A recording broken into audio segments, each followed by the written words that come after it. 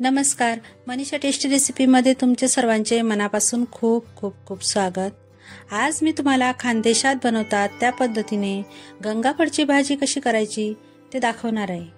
गंगाफळ भाजीला काशीफळही म्हणतात।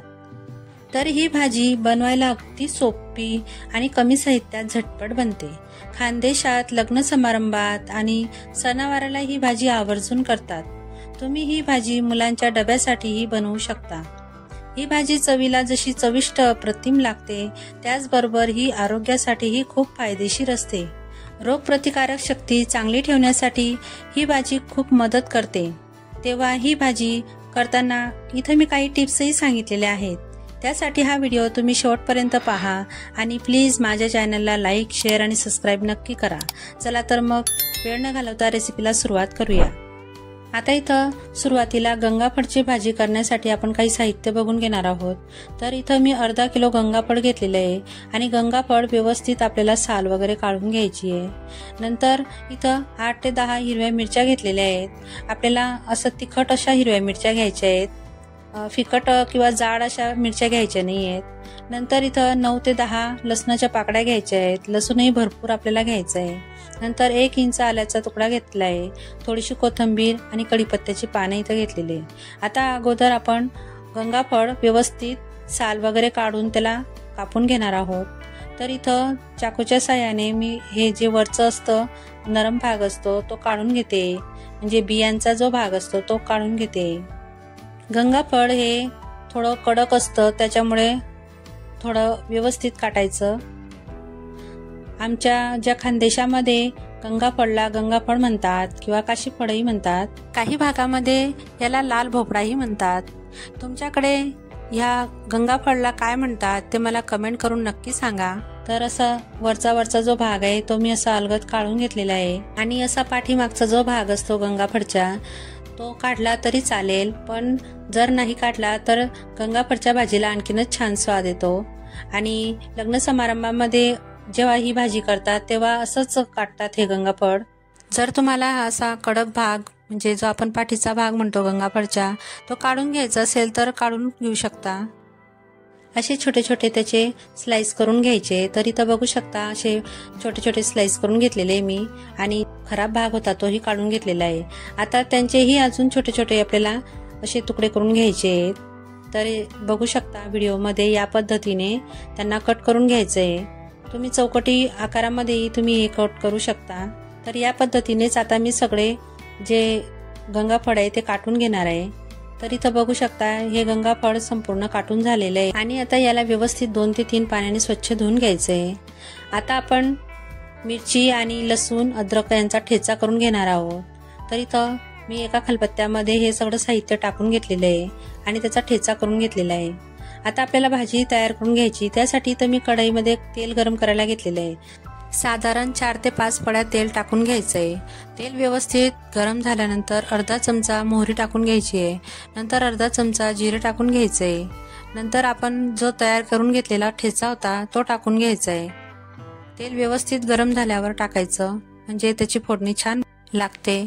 आता कढीपत्ता टाकून घ्यायचा आहे। असं व्यवस्थित हे मिक्स करून घ्यायचं आहे।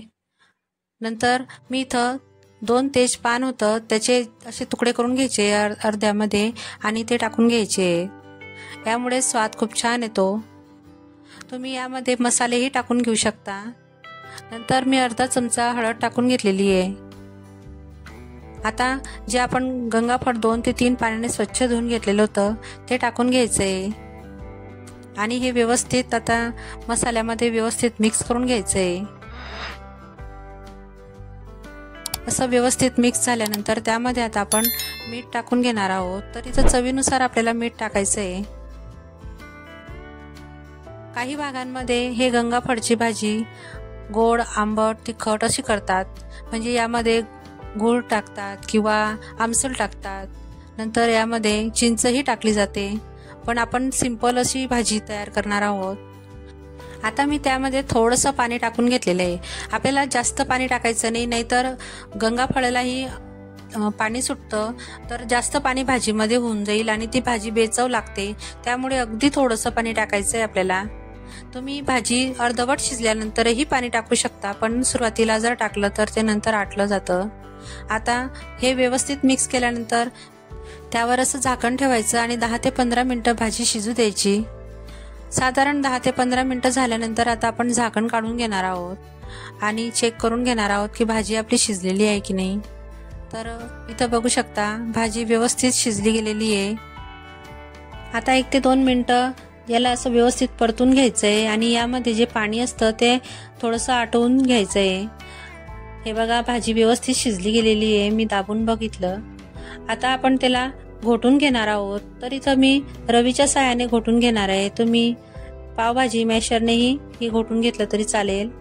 इथं एक गोष्ट लक्षात ठेवायची की भाजी शिजवताना गॅसची फ्लेम मीडियम ते लोच ठेवायची आणि जेव्हा आपण भाजी शिजली गेलेली असते तेव्हा थोडंसं हाय फ्लेमवर ही भाजी शिजू द्यायची, म्हणजे त्यातील पाणी जे असतं ते सगळं आटलं जातं.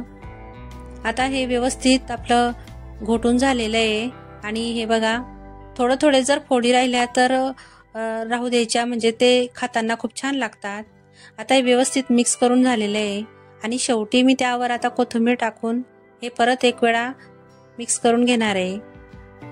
अजिबात यामध्ये पाणी शिल्लक राहिलेलं नाहीये. तर हे जे दिसतंय ते तेल भाजीला सुटलेलं आहे आणि अतिशय उत्कृष्ट अशी आपली भाजी तयार झालेली आहे. आता मी तिला एका प्लेटमध्ये सर्व करून घेणार आहे. तुम्ही ही भाजी वरणपोळी किंवा वरणबट्टी सोबत खाल्ली तर खूप छान लागते. नाहीतर तुम्ही अशीच नुसती भाजीही केली, पोळी सोबतही खाल्ली तरी खूप छान लागते. तुम्ही ही भाजी टिफिनमध्ये मुलांना देऊ शकतात किंवा घरी 2 पाहुणे आल्यावर तुम्ही झटपट ही भाजी केली तरी त्यांना तुम्ही खायला देऊ शकता. ही भाजी आरोग्यासाठी खूप फायदेशीर असते. ही भाजी तुम्ही खाल्ल्यानंतर आपली जे रोगप्रतिकारक शक्ती आहे ती चांगली ठेवण्यास मदत होते. आता ही बघू शकता किती छान आपली भाजी दिसते आणि तेलही एकदम छान सुटलेलं आहे भाजीला. अजिबात त्यामध्ये पाणी वगैरेचा अंश नाहीये. तर अशी मस्त टेस्टी भाजी तुम्ही एक वेळा नक्की ट्राय करून बघा आणि मला कमेंट करून नक्की सांगा. आहे ना ही भाजी एकदम बनवायला सोपी आणि टेस्टीही आहे, त्यामुळे तुम्ही नक्की ट्राय करा. आणि हो, तुम्हाला जर माझा हा व्हिडिओ आवडला असेल तर प्लीज माझ्या चॅनलला लाईक करा, शेअर करा आणि सबस्क्राईबही नक्की करा. चला तर मग पुन्हा भेटूया अशाच एक नवीन रेसिपी सोबत. तोपर्यंत मस्त खा आणि स्वस्त राहा.